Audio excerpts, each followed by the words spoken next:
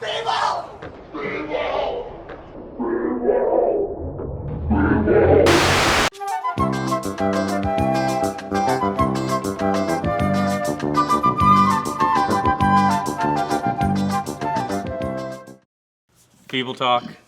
Feeble Talk, episode 14, Vandiver, Jonathan Homan. Jonathan Vandiver Homan. Actually, that really bothers me, Jonathan. I'm John. John Vandiver Homan III. John Vandiver Homan III. Yep, that's All it. right. That's the official name. Well, let's roll a couple of clips. Not that anybody's not seen you ride bikes before, but I figured we'd throw up your X Games Real Street part. Okay. You know, so showing the youngins how it was done.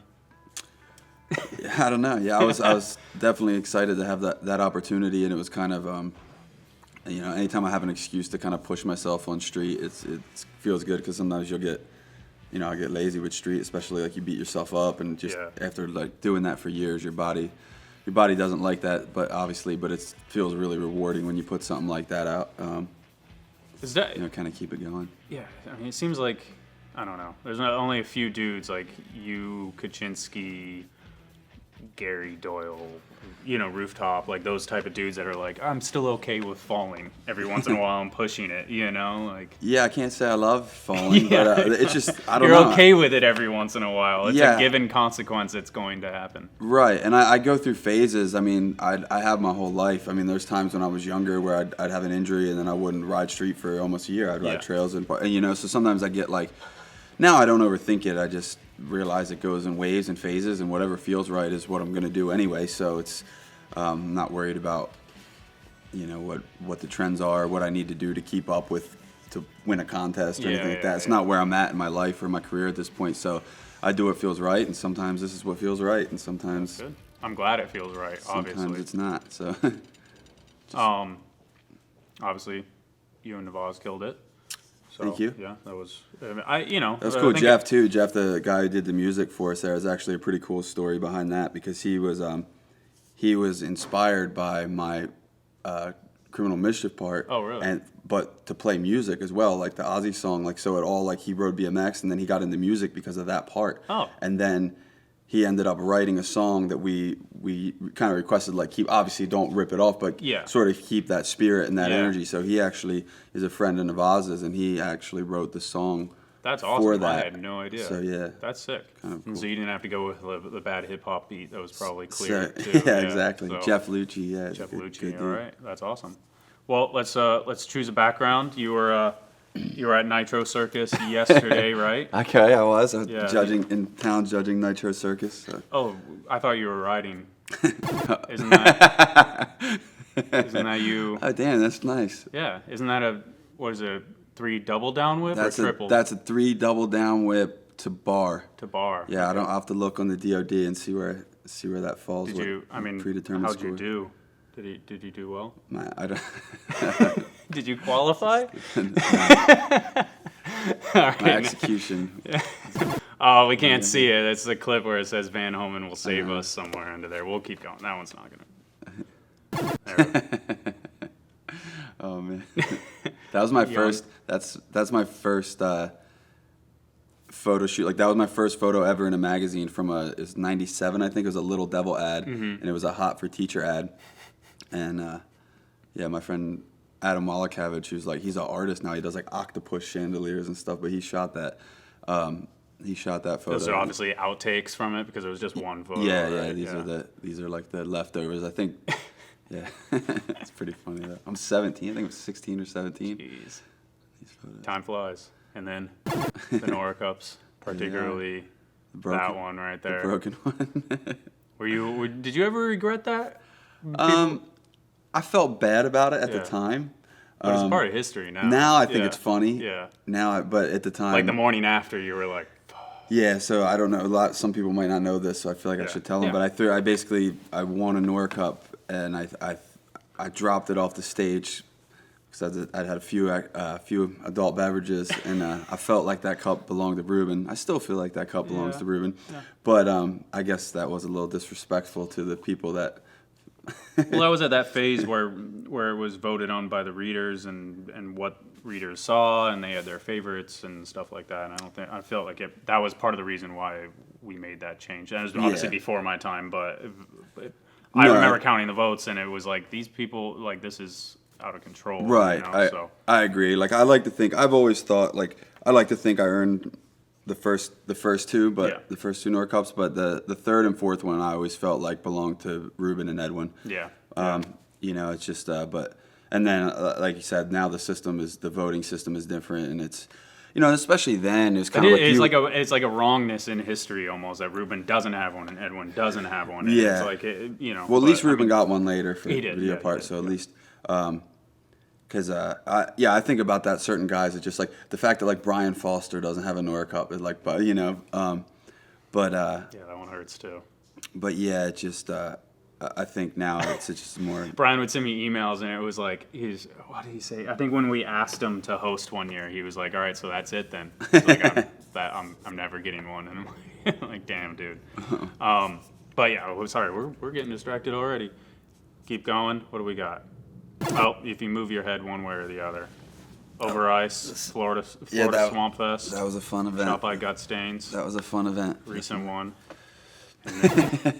So as I said, that was a fun event. That was a fun event. You were like a personal highlight for a lot of people. I think there was like, all right, Van Homan's in a crawfish floaty, drinking beers next to a rail across the swamp. You know, like that's pretty epic. I don't know, the way I look at it, it's like this is the kind of thing that the BMX I grew up in. This is the stuff you wanted to be a part of. You know, you grew up watching props or whatever, and you see everyone goofing and having fun. You see these jams that are happening, and that's the kind of thing you want to be a part of. And it's still what I want to be a part of the most. Like to me, that's the most ideal event you can have. It's a bunch of BMXers there that just they want to ride. It's not. I mean, everybody's pushing their riding, but it's not about the competition. It's just about having fun. You're camping, you're drinking, you're just hanging out with like-minded people and having a good time. And that's like I think maybe too that people like seeing that that's still what you're about. Do it for fun. Like, Yeah. like that idea of like, I'm just gonna do it just to do it.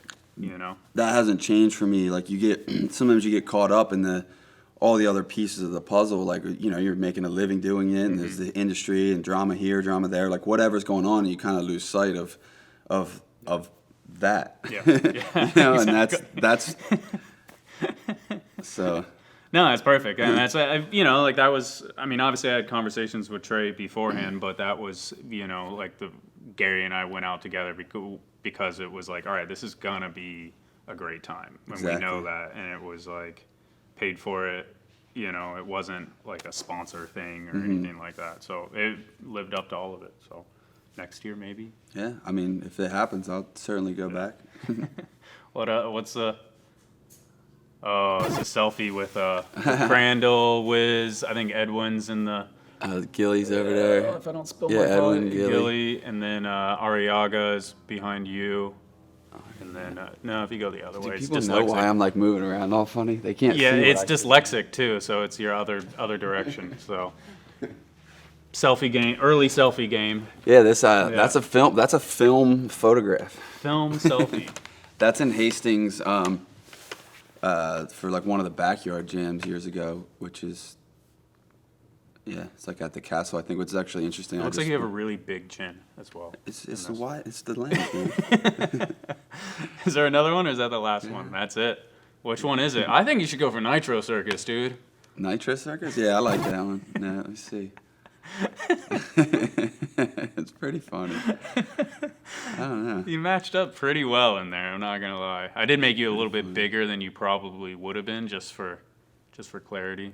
But shout out to Curtis Downs, who I took out of that photo. So Sorry.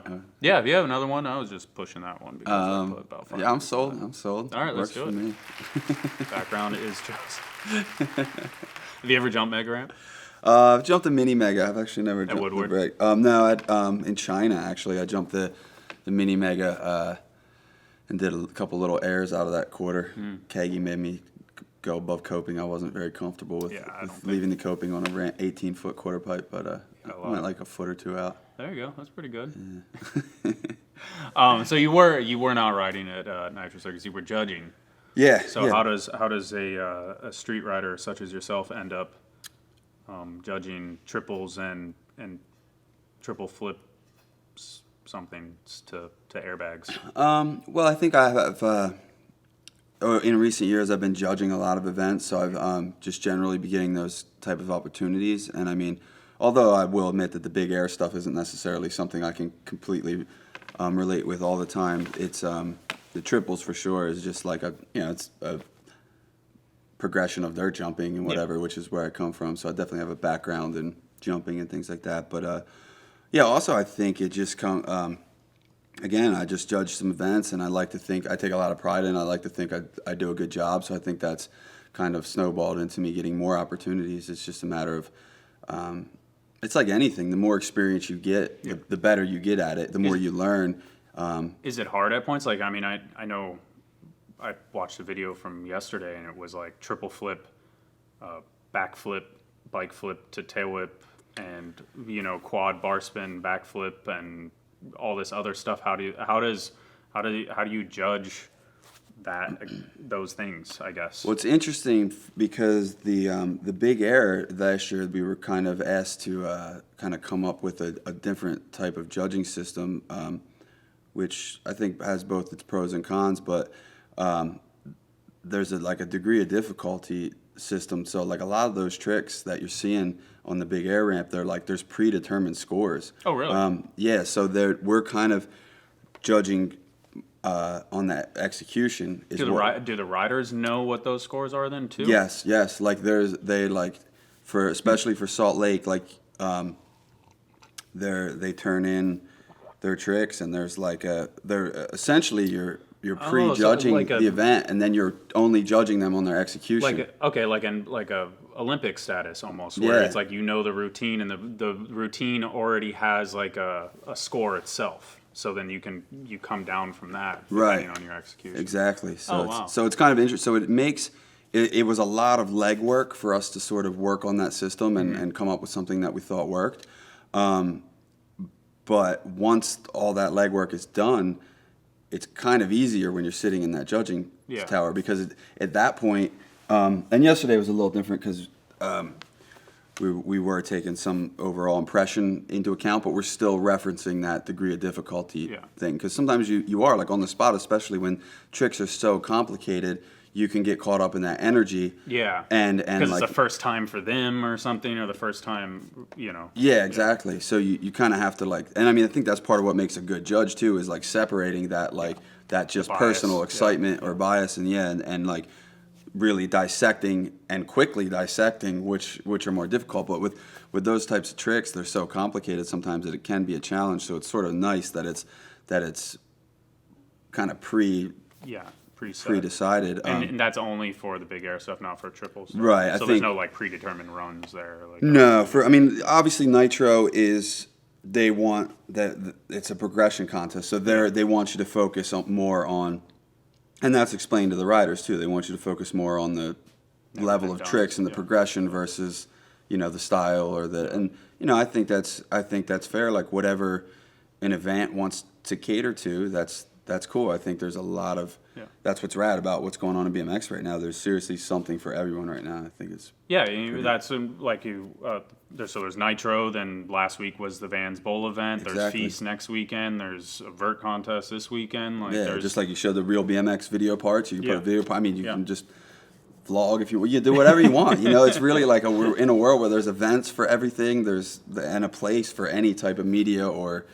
There's just an outlet for everything right now. So I think that's rad. In a sense too, because I know there's debate in the behind the scenes stuff that I'm not even involved with, and I didn't plan on talking about this really. But if BMX was in the Olympics, it's like, all right, freestyle BMX is in the Olympics. What is that?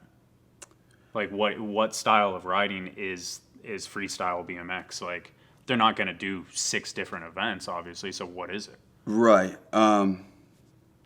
From your point of view, what should it be? I guess in a sense, is it the Vans Bowl contest? Is it Feast? Is it Nitro? Is it?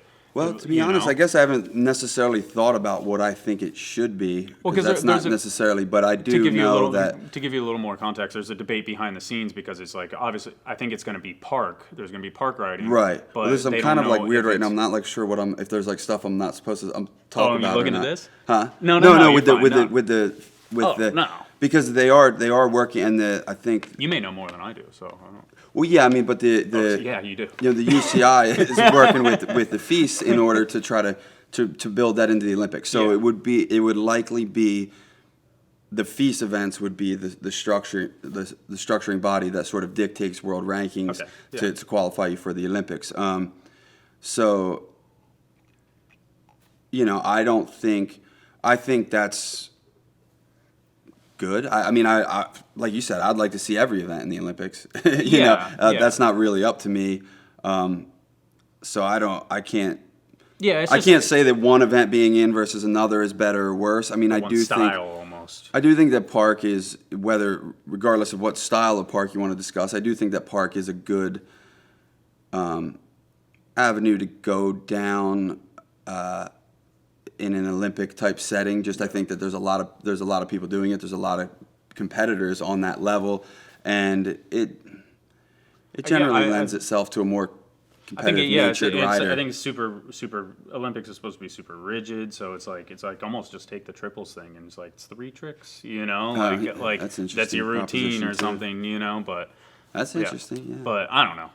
Like I said, I didn't plan on talking about that, so we just went off on it. But you're out here. You're also judging vert. Yes. So it's vert X Games qualifying this Saturday.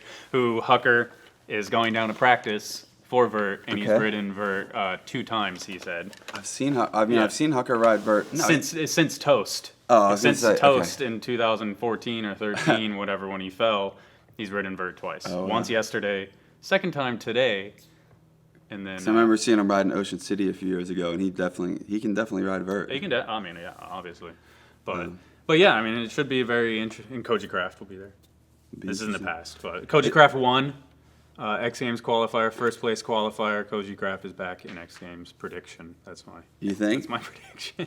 It's exciting. I was looking at the list, and I think it's cool to see a lot of names that you haven't seen in a while. Yeah, so it's good this year that there's always debates and who should be in there, even on the park side too and stuff. So. It's extremely challenging situation, and so for them to extend things a little further, a slightly deeper invite pool, that helps because. If there's 12 guys in the X Games, there's 20 guys capable of winning. It's like to narrow it down that finally is. But outside of judging, what else you got going on? Are you going home after this? You staying around? Or? After I judge the thing, the X Games thing on Saturday, I'm gonna go to Mexico to go into Woodward. There's the Hard Rock. Hard Rock is partnered up with. Woodward, and they're having facilities at their Riviera Maya resort and their Punta Cana resort. And I went a year and a half or so ago, and we filmed some promotional stuff in Punta Cana, and now they're finally getting the facility built in Riviera Maya. So we're going to do kind of more of the same, just to kind of film some stuff to promote the campus. When is that supposed to open up? I'm not sure, but I mean I know Nate and those guys have been over down there for building a while, Bostrom and stuff. So hopefully it's sooner than later. It looks like it's a straight up vacation. Yeah. It is. Beach, it was amazing. When we went to Punta Cana, they gave us a golf cart, and they're just with free reign of the resort. They're like, just ride whatever you want, do whatever you want. So we're just driving around in a golf cart with daiquiris and riding on palm trees, riding the mini golf course, and it's kind of like a fantasy, you trip out to, and it's no consequences whatsoever. Nah, it's it's really cool too. That's always I'd always trip out on how lucky I am to have some of the opportunities I've had through BMX. It's you're at Swamp Fest where you're in a tent with a bunch of being ratty, drinking whatever. You're hoping nobody collapses onto your tent. Yeah, it's that's just BMX. That's where it started, and then you're sent to a resort. You're basically on vacation, and you're in this super nice. Yeah, it's one end of the spectrum to the other sometimes, and then definitely. That's the thing is you never know what you're going to be thrown into, but you're able to deal with it no matter what. Yeah. That's always being in BMX for long enough, you're all right, this is fine. I've had worse, so. No, it keeps you grounded. BMX keeps you grounded. I don't think there's any. It's rare that there's a BMXer that gets to something always brings you back to earth. You know, there's Yeah. not you're not going to get to a place in BMX where you're just this superstar celebrity that can't grasp reality, because especially a street rider, I mean, you're going to end up in like areas and dodgy situations that are just going to like ground you. Definitely. So Well, you mentioned starting from the beginning, like, so you had what is that picture What? what is that actually, where's that whip from? It's from. I love that you're still on it. It's from the rooftop photo. I think Ryan Scott. Okay. Ryan Scott shot it. All right, yeah, So, I know what you're talking yeah, about. I had to take take something out of your rear wheel, but you know I'm really good at Photoshop. So Okay. All right, we can move on. Sorry. you mentioned something about how, like, you know, starting out and stuff like that. So you have been riding how long? So Since '92 I started riding. So 92. what year is this? 2017. So 17, yeah. 25 years. 25 years. that So right? that was the first video part, which we could not even find, was Trailblazing. Trailblazing, And that was yeah. mostly a dirt video part. Yeah, that was just Daryl Null made that video. We were younger. I mean, I was 16, I think, when that came out, and I would just go up to Long Island all the time and ride trails with all those guys, because I would go up to race sometimes, and then I got to be friends with Daryl and Keith Terra and Irochi and all those guys, and then I would go up ride 7-Eleven trails in Oak Park and stuff with John Lee, and you know, and so then we just really, that was just like a weekend, maybe 2 weekends of riding. Was that video part? It's just up there riding trails with those so guys. it was super easy back then too. It was like casual. Well, not casual, but not.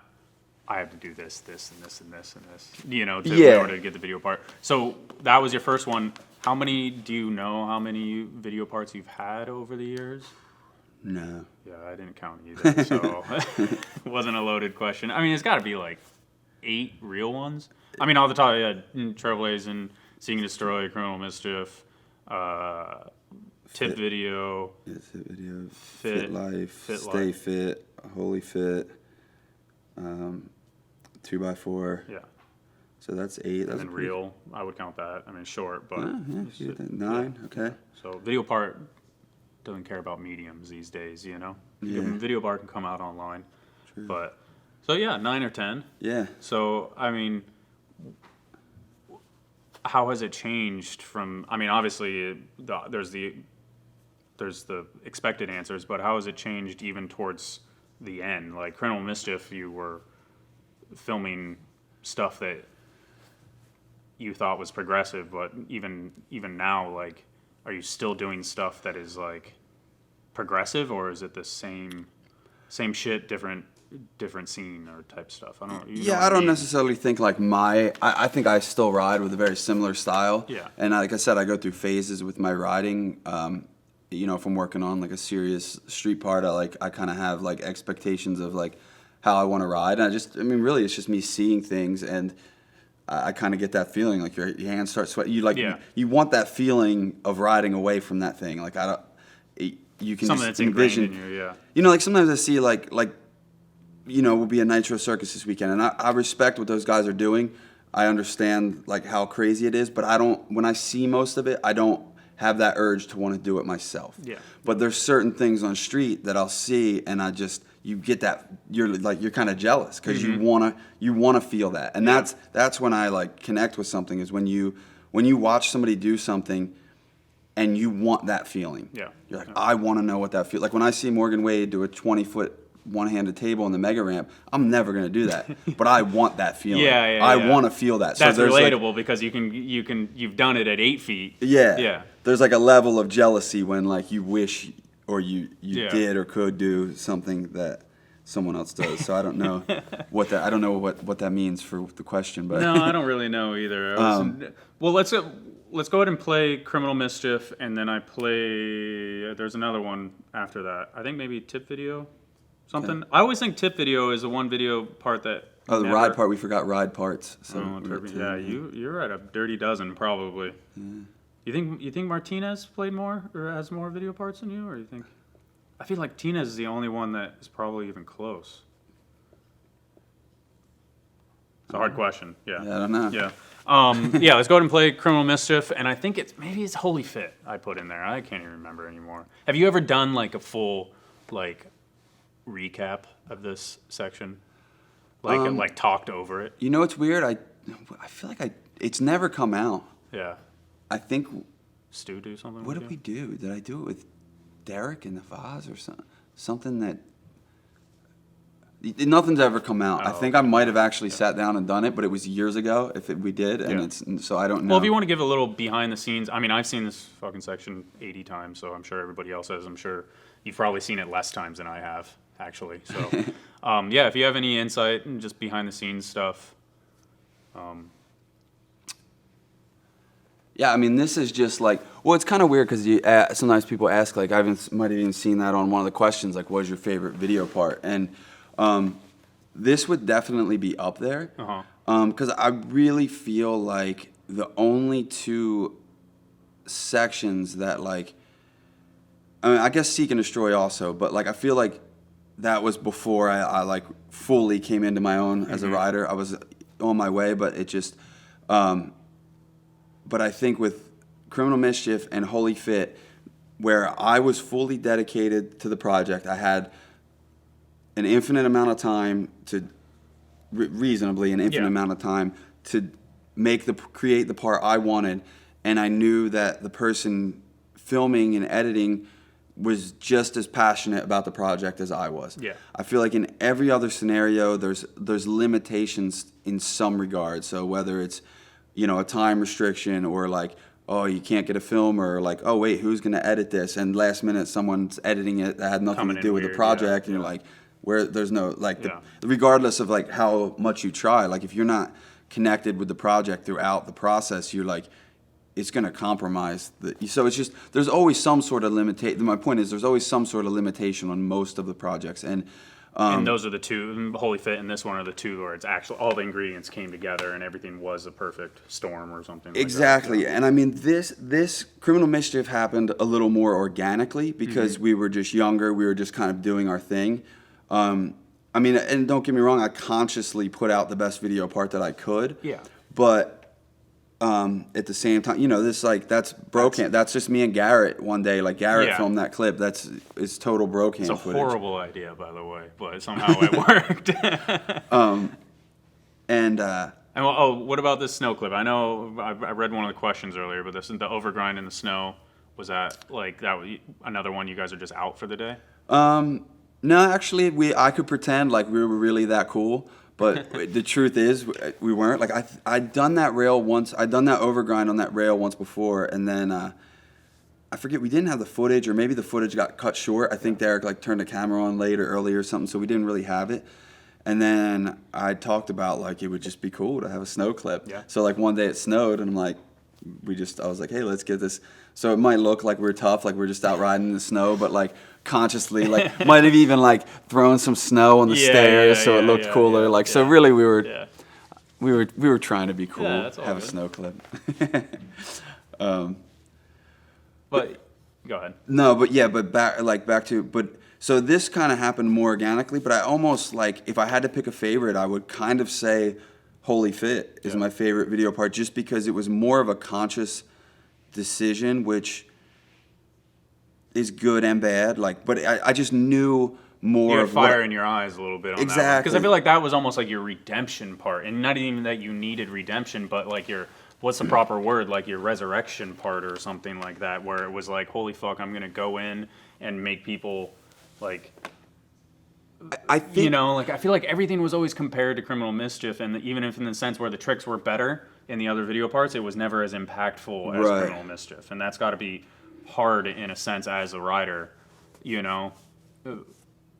right. I think two things to be said for that. One, going back, like I just wanted to work on. I wanted to put out another video part where I could put 100% of myself into, have the time I needed, and know that the filmer and editor was just as passionate about it as I was, like I said earlier.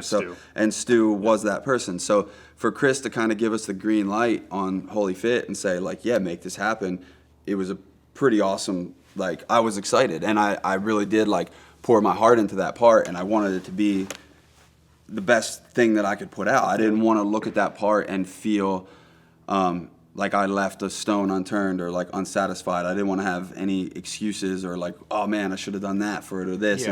And I didn't feel that way. So to finally do that for the first time since this part, it felt really good, you know. And then especially to like kind of get to the point in like winning a Nora Cup at that point after I'd been, you know, detached from that world for so long, and to know that that's like BMX saying like kind of picking you up. You're sort of like, it felt like it was kind of emotional, you know. It felt really, really good. And so obviously Garrett giving it away too. Was and I do want to be clear. I don't know if I've ever told you this, but we didn't plan that at all. Like we asked Garrett. We asked Garrett before the you know, the votes were back or whatever counted or even, you know, returned, and it was like we were like of two minds, like, oh shit, what if Van doesn't win? Is that awkward? And they're like, what if Van does win and then it's too obvious when Garrett comes up on stage, like, oh, of course Van's winning now, like Garrett's giving out the award, you know. But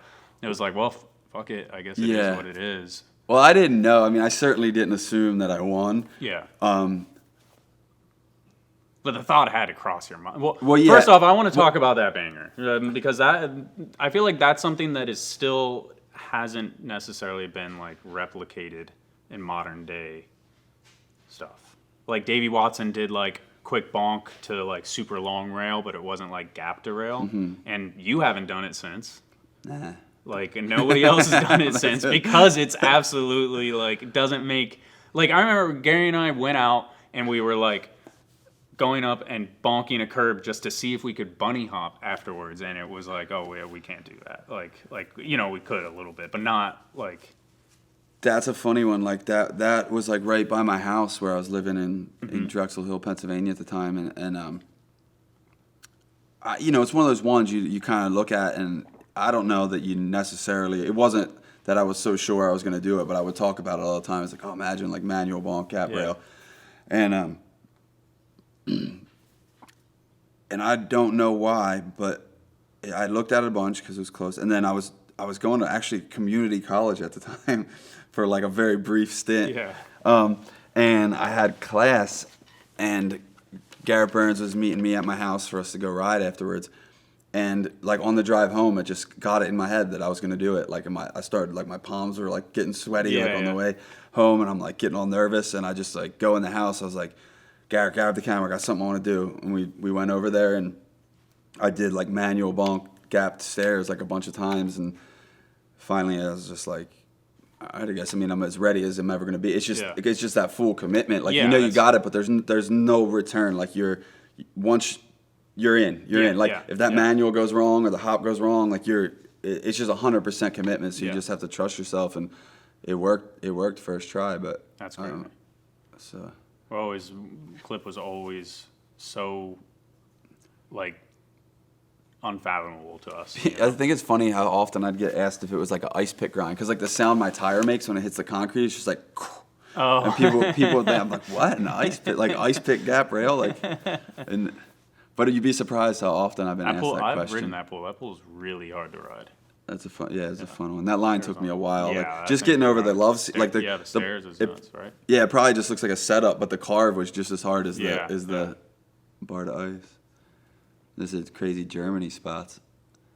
So good. Some good trips. It's so rad when you watch these video parts too, because it's like sort of like a recap of your life. You remember all these trips, all the things, all the moments associated with certain clips. Exactly. You know? Like the kind of behind the scenes stuff. That's why I always say, like working at the magazine, it's like I almost have like a photo word record of like stuff I did, because I feel like it's like hard for me at points when it's trying to remember things, and you know, like I've been to places and I'm like, oh, I thought I had never been to this state or this country before, and then I'm like, oh, I've been exactly here.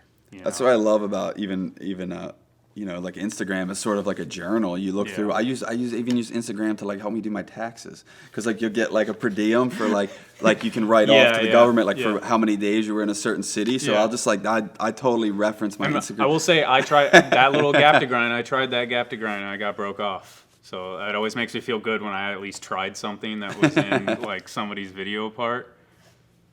funny. Because I need little. Oh, there's another really horrible idea that worked out. That one. I need little validations with my riding every once in a while. Even though I didn't pull it, it's like, oh, okay. At least it was like valid enough for Van Homan to do it. It's funny. I love throwing stuff like that in the mix too. Like you don't see a Bubaka backwards grind too often. That is insane. Would the door have opened? No, because it was on the hinge side, wasn't No, it? yeah, definitely. No, would it?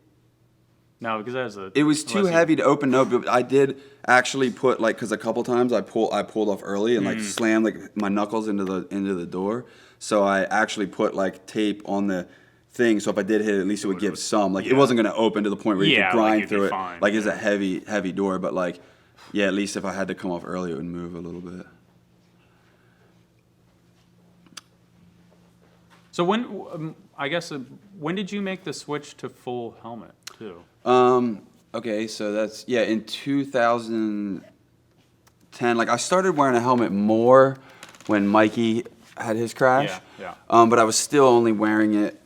I didn't usually wear it riding street, and but I would mostly ride trails and parks and stuff. I'd mostly wear it. Yeah. And then, like a lot of us, unfortunately, I had to learn the hard way. In 2010, I had a crash in like practice for X Games. That's what it was, yeah. And then I was in ICU for 3 or 4 days, and then in the hospital for like a week. Forgot about that. And then it was probably 6 months before I felt totally myself again. Yeah. After that, and I'm lucky because a lot of guys it doesn't, we've seen it with Brett and Mikey, and that they don't make a full recovery. That it's a life-changing event, and so after that I made a commitment to wear a helmet full time, and it's cool seeing more and more guys wearing it, and even like younger street riders and stuff. You see some guys wearing it, and I think we've all seen it happen enough now that it's just rubbing off on some people. And I try to never be preachy or anything. I mean, I rode without a helmet for so long, and I respect everyone's choice, but I just try to lead by example, like wearing one. Yeah. And, I see guys saw like who was it, Tom? I think Tom Villarreal, like he posted the other, like after Chad's thing last week, Chad Osborne's crash. Z was talking about it. He's like, yeah, Chad fell on a foot tall ledge. Exactly. Like, yeah, I have 2 helmets in my car. I was planning on painting one and attempting to wear one. It's just such an unnatural thing for me. Growing up, I never wore pads. I always had this mentality that it was like if I put pads on, it meant that I like kind of planned on not pulling it, or I planned on falling, and it was like I didn't really dress for the ride, not the fall. Yeah, exactly. Is that a saying? I think so. So it was like it was a weird mental thing, and and so I need to get into it. I'm too. Well, yeah, Gary obviously, he learned the hard way too. Right? Yeah, and he had a funny, Gary's funny anyways, but he was like, you ask him and he's like, yeah, breaking my skull, that was the easiest bone I ever broke. It was chilling, I was just sitting at home for 6 weeks or 8 weeks, like didn't do anything, but it also cost him like $25,000 in the end. So he was like, yeah, I'm gonna wear a helmet, like not only for my safety and my family, but it cost me $25,000. I can save myself I would just have $25,000 right now, So I mean, sometimes I just don't think I'm doing anything dangerous. So it's normal, but that's the stuff that catches me. Right. So, but not to go on about that. So I was just kind of curious because obviously I never really. But that was cool too. It was a blessing in this. Like that led to me like riding for Bell, which is like an awesome. You've been with him pretty much since it was the crash. Huh? It was a couple years after that. I think it was at least a year, if not 2 years after the crash. But I was wearing a helmet full time, so they liked that. They didn't want to pay someone to wear a helmet. They wanted someone to feel like they're being punished. So. But and then also you changed that crash made X Games helmet all the time for BMX as well. So you never know what good could have come out of that. Or preventive maintenance. I did want to jump into kind of just the state of BMX a little bit now, a la the flog, the fit log. You were we can go ahead and play that, Miles. You were Yeah. Was that the whole thing? Oh well, I may have not cut that right. But you spent a day in New York with or was it Philly? I was in New York. It was in New York. And you had a line in here where it was like, oh, you got to stay relevant. You got to tell you about my chili dog and stuff like that. Like, stay current. Stay current, I think was the term. So I just thought it was a funny comment in the sense of, I think you said something similar on your Instagram where it was like, kind of, it wasn't the act of bike riding. It was the things around bike riding that kind of. Well, I don't have a problem. With people doing vlogs if that's what they're into. Yeah. It's okay. It's not. And I don't even mind. And that goes back to what you said before. I think you said vlogs like yeah. If there's the feasting, there's vlogs. You can do whatever. To each his own. Yeah. That's how I look at it. I mean, and I don't even mind going. I'm not gonna produce my own vlog. Yeah. But I don't mind going up and hanging out with some friends and going riding, and they're doing their thing. I'm not the one filming it. I'm not the one. Yeah. So I mean, it's awkward to me sometimes, like watching people just run around and film themselves. But it's like, who are you talking to type thing. It's there, and I think it would. To me, I wouldn't want to do that on a daily basis. I feel like, in my opinion, it would sort of like compromise the quality of life for me. I feel like I wouldn't be enjoying those experiences, and I'd be living my life more for what it looks like on this media source than I would be for what I'm feeling at the time or what I really.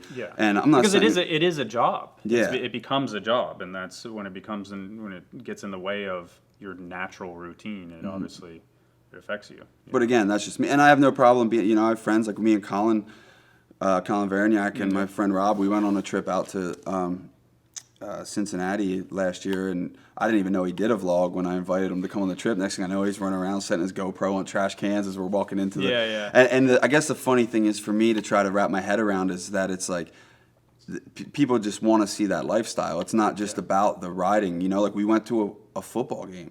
Like we didn't we tailgated and then went to a football game, and that was one of his vlogs. I'm like. What was it titled?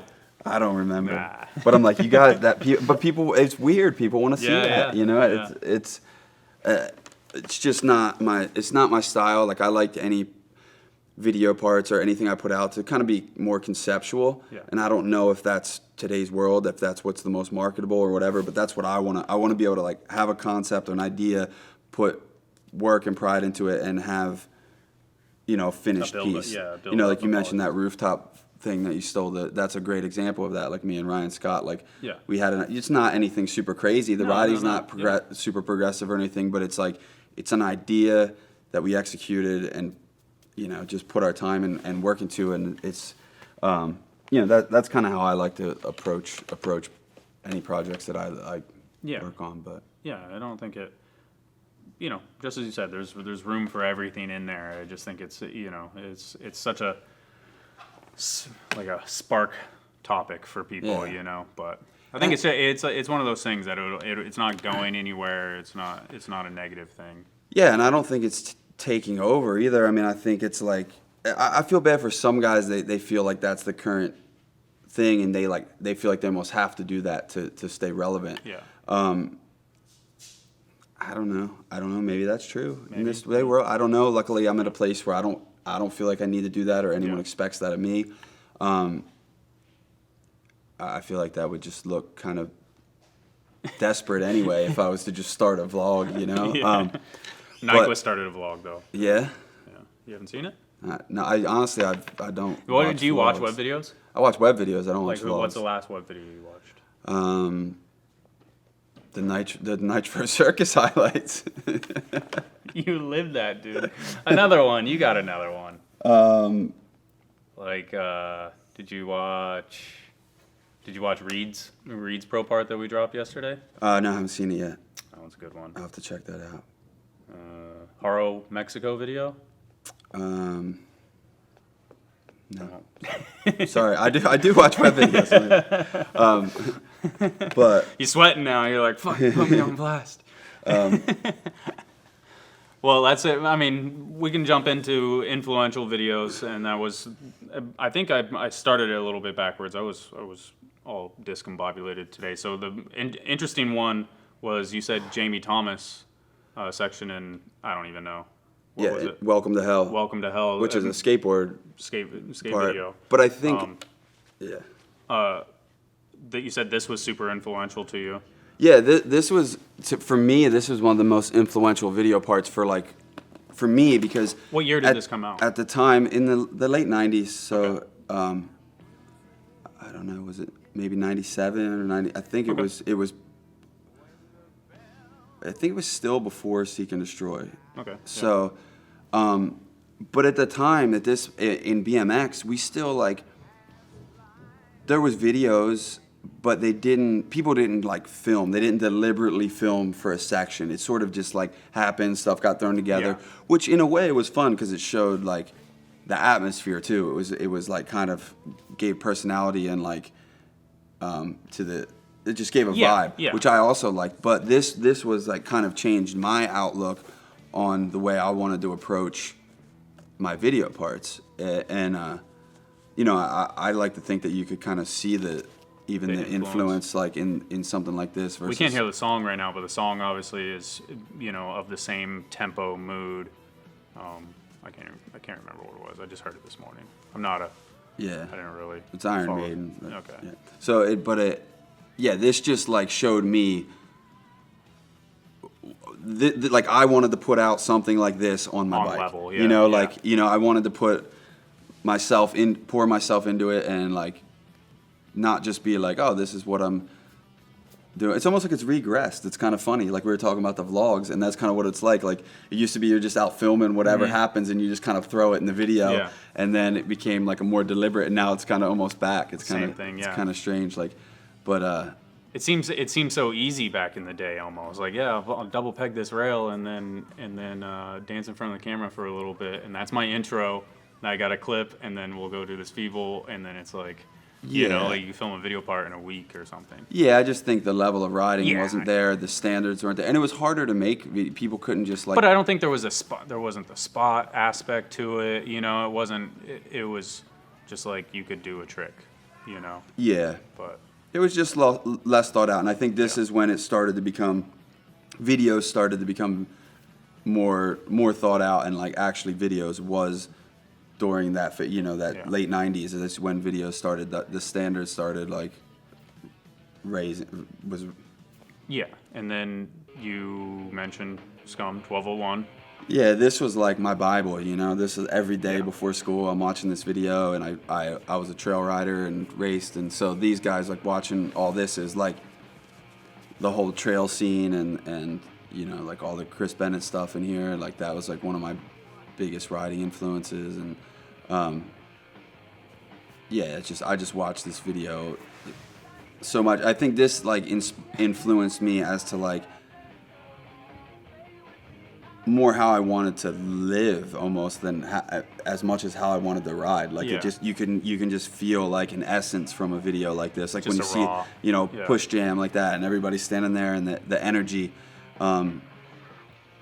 So I just feel like you feel like an energy in the that you're like part of something by like like by being a BMXer you're that a was part the thing something. too because you didn't really have much, so you'd emulate this. You would try and do all of this stuff. Like I felt like when we watched a video, it was like I said with your ender, we would go out and be like how did he do, and just try and be like I'm Van Homan, like joking like that, and where we had that aspect of just being little sponges. Well, no, that's a thing. Like whether you want to say it's good or bad, we're in an age where media is very disposable. Yeah. So where we would watch the same videos time and time again, and like we would see the spots, as much like these guys they're just like ratty kids in the woods, but they became our heroes. And it's like. So it was a little different back then, just by like creating content and sharing your scene or your spots with other people. It made us want to be part of that. So when I would watch this video, it made me want to ride these places and know these people and jump over that stuff, kind of be part of it. And I'm sweating that front wheel. I did want to talk a little bit about, we can let that play, but kind of the heydays of Little Devil. Obviously after Criminal Mischief, it was Schwin, it was Airwalk. Yeah. Like there was those heydays of, I'm sure, dollars, coming in and stuff like that. Even more in the Little Devil sense, where Derek had this, and I think Derek had the opportunity to push the brand into like not a Zoomies, maybe a Hot Topic or something like that. I think I remember hearing a story like that. Was there? I mean, I just feel like there was like this heyday of Little Devil, Schwin stuff where it was. Well, I think those are two different conversations, but the Schwinn thing kind of, I guess I think that kind of more got me started than it was my heyday, because this is a good and bad thing, but I feel like with... They're probably blurring. The years are probably blurring for me. But. Well, there was a lot of money with... Well, because Little Devil thing went way beyond when Schwinn, but with Schwinn, it got me started, and then I kind of was, as I was getting like recognition and noticed, and there was big money to be had at Schwinn, but I never really saw it, because just as that was about to come my way, it all kind of imploded. So, because things were getting really weird at Schwinn, and I didn't know what was going on at the time, but they were obviously having troubles. So I remember, talking to Fit, and like I actually called Schwinn and asked about like getting out of my contract. Like I'm like, hey, like I think I'm gonna do this Fit thing, and at first they were like, they just kind of were like standoffish and like, I can't. And then when the Schwinn thing finally fell apart, they called me and they're like, hey, you're actually the first person we're calling because you're going to be the only one that's not completely bummed to hear this news. Like we're filing bankruptcy, Chapter 11. Like the whole program's dropped. You're free to ride for Fit, And so I was like, okay. I just feel like the Little Devil days. Like I felt like they were selling a lot of stuff. It just seemed like it's such a weird thing for it to go away, No, it's crazy. It was. Never really understood why it went away, I guess. Yeah, without pissing off Derek. No, it's a really long conversation, and I mean, I think part of it is just that, like, I mean, obviously, a lot of mistakes in a business nature were made. I think it was, but it was more like, I don't think any of us realized how unrealistic what happened was. This is like this T-shirt company in this like niche market that just exploded, and it's just selling so much stuff. We're going on all these trips. We got this warehouse, private ramps, everything just like blows up, and it's like we're just a bunch of kids like living the dream, really. Like and even Derek, I mean, he was older than me. He was always older than me, so I kind of looked up to him like sort of a big brother. But he was young too. I mean, he was a kid too. So, and I mean, it wasn't me running the company. I just rode for him, But it just blew up so quick, and I think then it just kind of got away from him in a sense of, next thing you know, you have all these expenses, the riders, the warehouse, this overhead, and then when business even just goes down a little bit, it catches up with you quick. So next thing you know, there's more money going out than's coming in, and that just spiraled out of control, I think. And then I think he sort of just lost passion for it in a way, because it became more about like trying to run this business than it did about like doing what he loved, which is how it started. Yeah. So I think that whole thing, this could be a 2-hour conversation, but I think it just all kind of spiraled out of control at the time. But again, I just think it was unrealistic. Like You weren't set up for what exactly transpired. And I just think for what it was, to maintain that level would have been impossible. Yeah. It was cool. We did something cool, and it did well. But like, see, I was always under the impression that Derek didn't want it to be big. I always got this feeling. I've never had. Well, this conversation. I don't think he wanted it to be big beyond BMX. Like he wanted it to be big in BMX, but he didn't want to sell out. Yeah. Which is a weird. I feel like people don't use that term anymore. Like because everybody does. But yeah, he didn't want to sell out. He wanted to stay like true to like BMX roots, but. Yeah. It kind of got weird too. It was almost like, I think it was big. The company was big for a BMX company, but it wasn't big in worldly terms. Yeah. So I think also what happened is that was almost a bad thing. Like the guys like Derek was friends with Ryan Dunn, and like he would wear it on Jackass and stuff like that, which seemingly you think that's a good thing, right?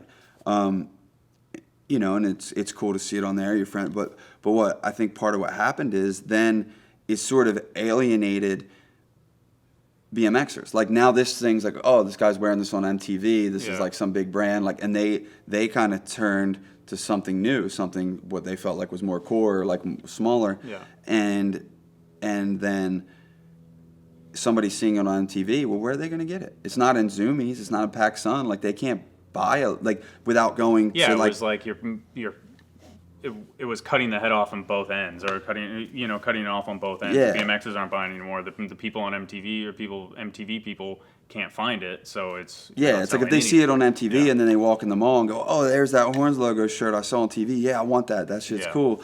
Then that works, but that kid's not going to see it in the mall. He's got to really seek it out, which he's probably not going to do. So it's sort of like it was kind of like this perceived notion that the brand was even bigger than it was, which sort of hurt it. Yeah. Okay. If that makes sense. I just remember being a little kid and being like, "That's so sick! It's on TV!" Like, and I knew where to get it, so it didn't alienate me, But I'm Well, that's good. Maybe I'm wrong. Maybe I got. No, I mean, I'm just a dude in San Diego, so I don't really know what the full. I could see that being in like the surrounding areas, like the heart of Little Devil and stuff like that. People are like, fuck it's that. really just a theory. I mean, I could be off base, but it's.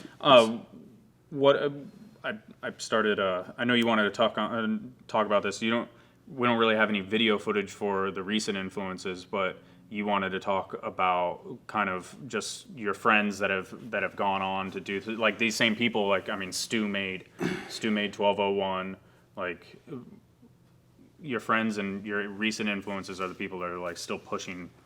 Well, I think in general, it's inspiring. I mean, of course, I can watch a new rider coming up and respect the way he rides or expect the way want to learn a trick that he's doing potentially or whatever it may be. But I think the people you really look up to and the people that influence you, it grows with you. Like, so for me, it's kind of the same people, which are mostly my friends. And I think that's just seeing like watching people grow through life. Because as you get older, you just struggle with all these certain life decisions, don't you? So seeing how certain people handle them is what inspires me. So whether it's like, Crandall's still, living his life in a kind of a manner and a spirit that he always has and staying true to that. But like, I see someone like him, he struggle with that too. It's tough. You want to keep doing what you do, but you're trying to figure out how to do it. You're kind of figuring out how do I be a grown up. You get tired of the struggle at a point. Yeah, you're not a 17-year-old kid anymore, just like that doesn't care about anything, but yet you still have that spirit in you. Yeah. If that makes sense. And then, then I see guys like Chris Bennett who, he's moved on and he's, doing his housing thing and he's kind of. He's got a TV show, apparently. Yeah. And he's made that switch. Yeah. But he's still the same personality he always was. And he's taken that passion that he had for riding at one point and spun that into something else. Yeah, or, exactly. I even take inspiration from friends of mine who, my friend Keith, he is a BMXer, but he was never a professional or like largely involved in the scene.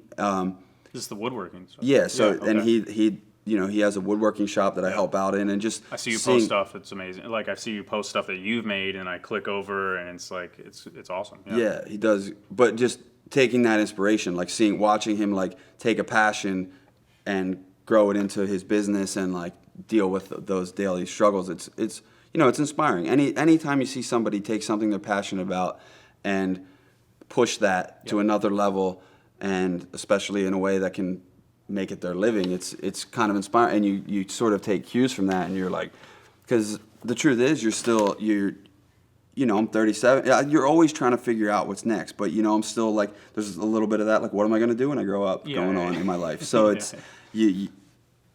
you're still watching everyone and learning from it and trying to take advantage of your opportunities and soak up inspiration. Yeah, I feel like you still,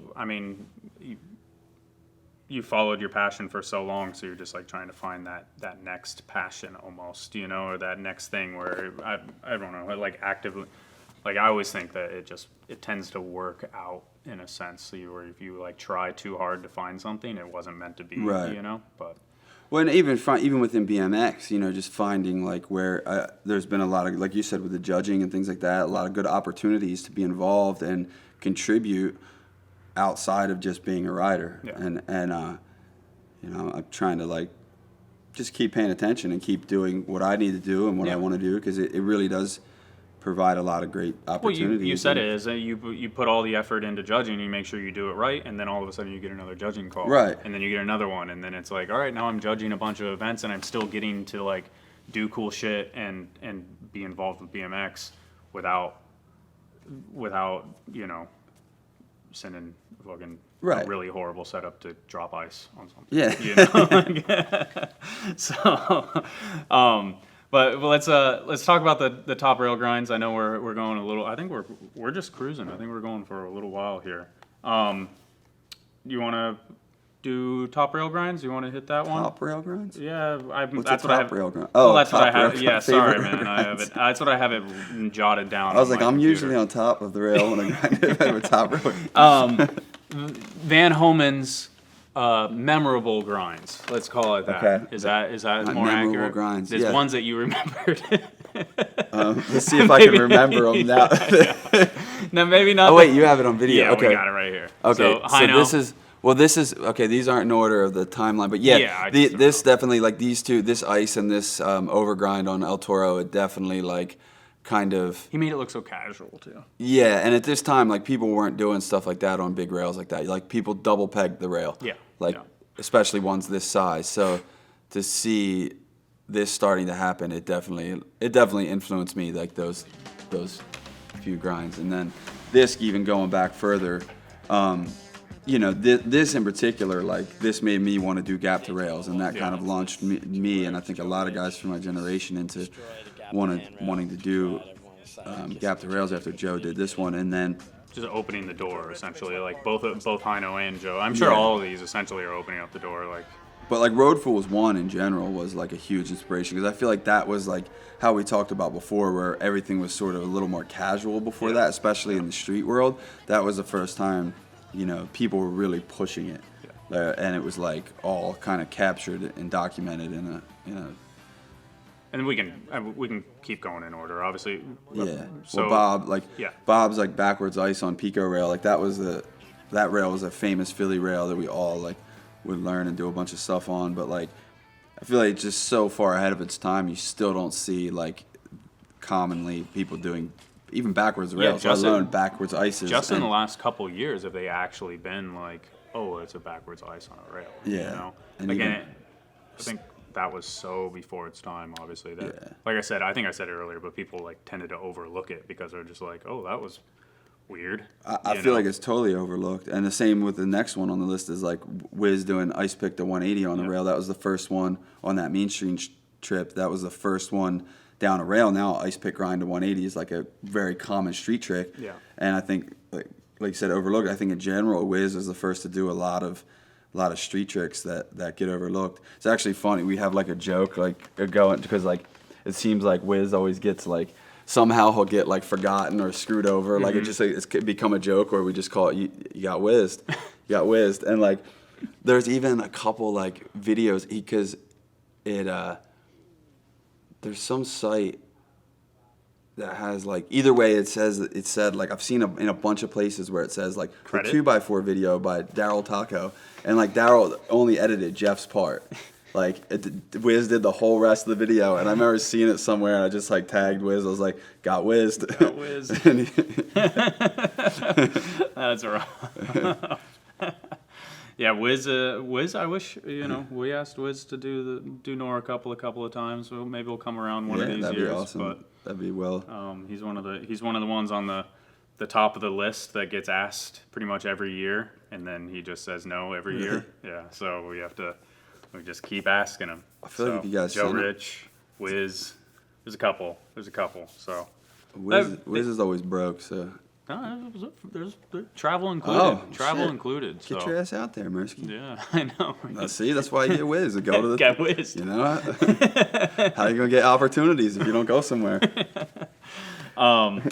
Let's do the Instagram Q&A, and then we'll get you out of here because we're gonna go sit in traffic together Let's go. I saw a question from Stu in there. There's probably a lot of questions.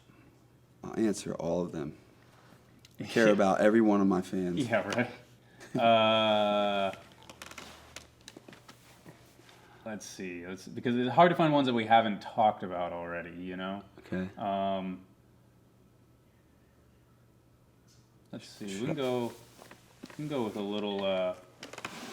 Well, what's this? Austin Edwards 20 says, "What is the scariest rail you've ever done?"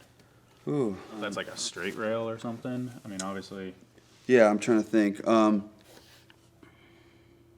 always a tough one. I should have a stock answer for this by now because it's like, Right. What's the scariest trick you've ever done?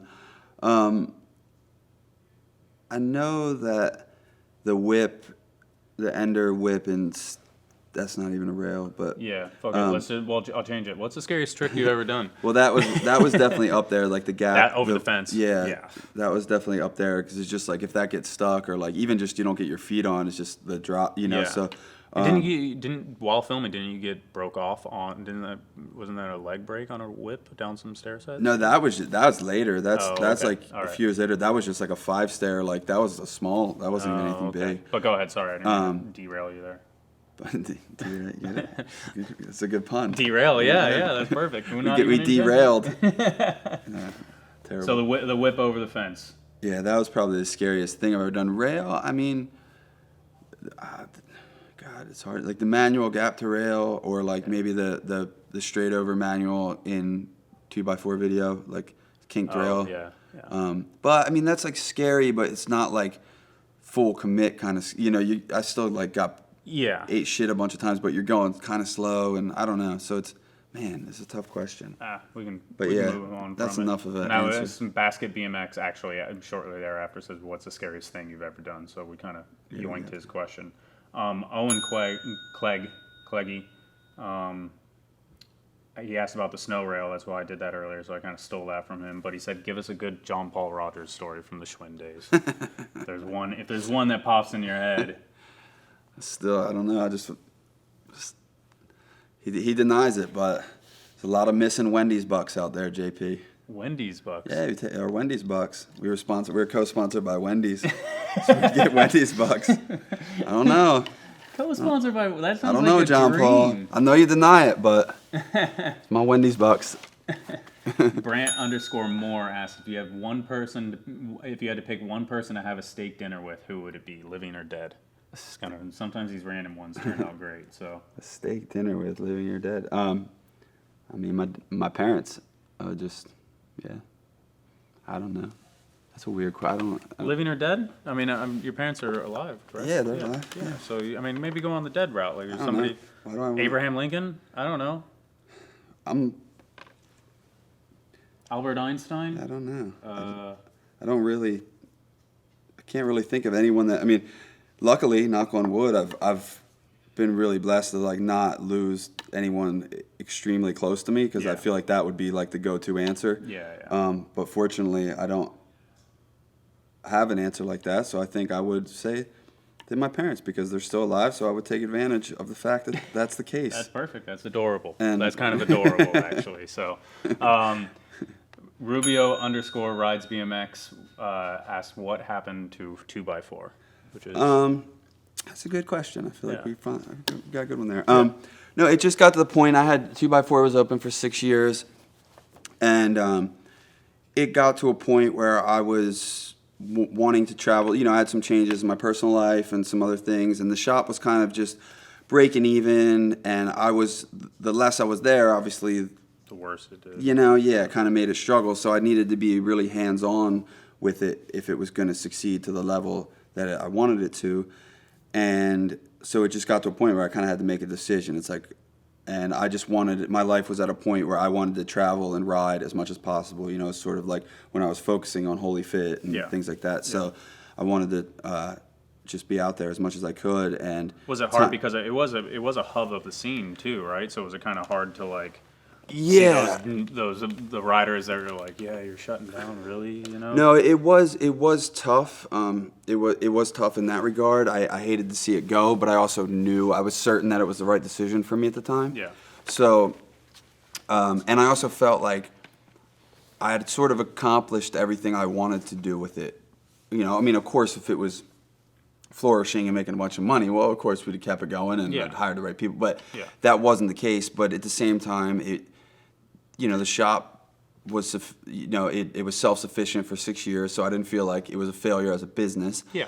And I got to do a lot of the things I wanted to do. We made a video. Any like inspirations we had for shirt designs and just like.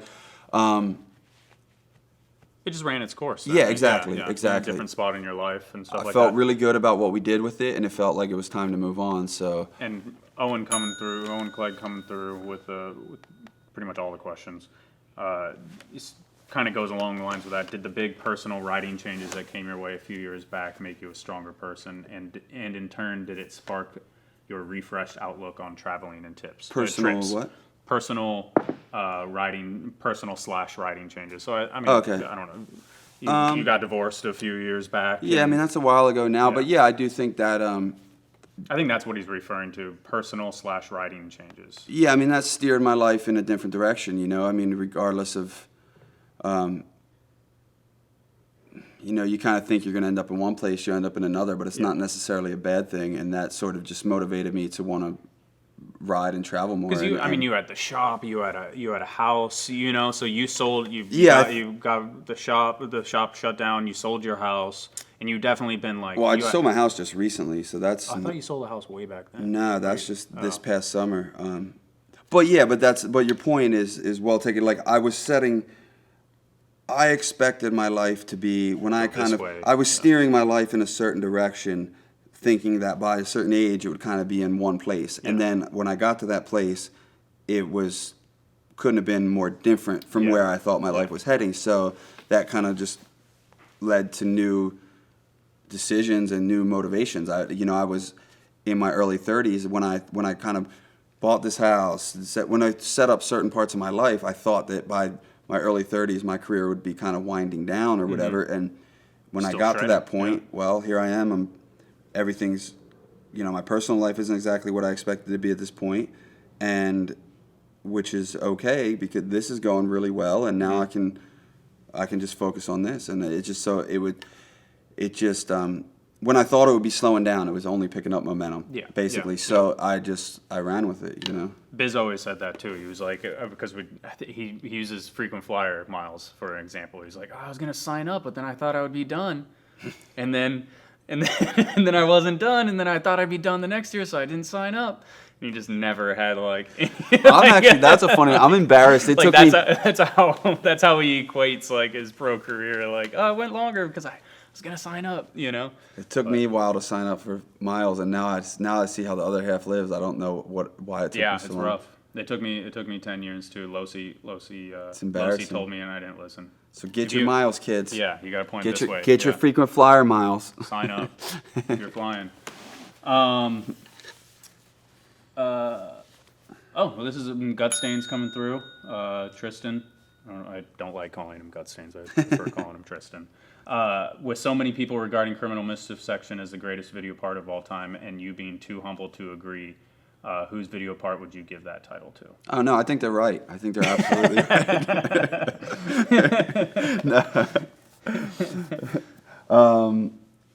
No, I would, like Ruben maybe. Yeah. I feel like it's just one of the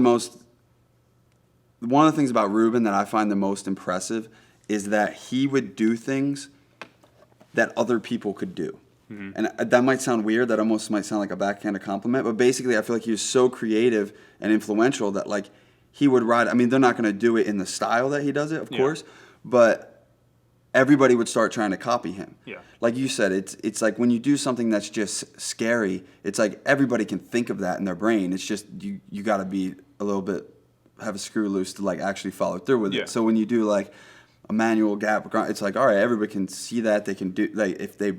Yeah, but if they're crazy enough, yeah. But some of the stuff Ruben would bring, it's like, oh, why didn't we think of that? Mm-hmm. It's like he kind of reinvented BMX in a way, and it's just like, so at a time when you thought everything could be done, even as something... Reinvented the wall ride. The wall ride had been around for 30 years, and he reinvented it somehow. Exactly. Yeah, like that was always I was always amazed by Ruben because it felt like he would had a style, and then the style would change, and then everybody else would have to catch up and try and do the things that he was doing, and it'd be like a noticeable like difference, like this is his like wall ride section, or something. And that's the thing, he's just that influential, and when you're it's easy to copy something, but it's not easy to yeah. Yeah, exactly. I mean, like that's someone why paints a innovators, painting, you can trace it, that's not hard, but to Yep. create it. Stu, maker of 1201, asks, where did the nickname Van Handsome Boy Homan come from? Is that a real question? That is a real question. We were in I feel like we were in China once, and I came out of the shower, and there was like the handyman was there, and he's like, he called me a handsome boy. I was gonna do like an accent, but then I figured there might be, I don't know if that was like. Yeah, maybe leave the accent. It could be. That could look like, it could look wrong. What you had a towel on, right? Yeah, I came out of the shower. He's like, handsome boy. Oh, hey. Let's see. I feel like that story is funnier if you actually lived it. Yeah, it's all good.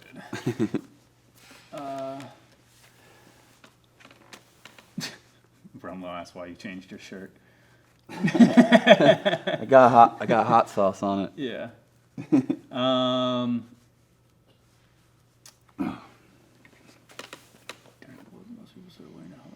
Well, we'll end with this one, but it's nothing fancy. But J_private wants to know, what trick have you most recently learned? Is there a trick that you've learned recently? You're like, oh shit, old dog. I'll refresh real quick. Maybe there's something. Oh no, I got no internet. No, yeah. I feel like there is something I learned recently, or at least relearned. I've been trying to work on my nothings. That's sort of like relearning. Yeah, but that's good. I feel like I've relearned. I can't think of anything I've learned, but I've relearned. I try to relearn a lot of tricks lately. Switch threes, like over spines and stuff. Nothings are something that it frustrates me that it's like not part of my. I want to be able to do that trick casually, and it's just never clicked with me. Yeah. And it bothers me, so I need to work on those. I don't know. Nah, that's all good. That's a boring way to end, but. Shit, do you want to pull another question then?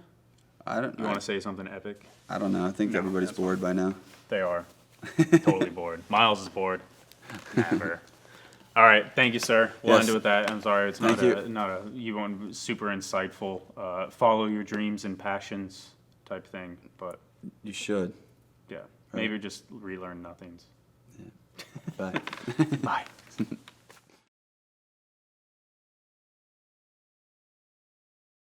Thanks for watching Feeble Talk. Click here to subscribe to more Ride BMX videos.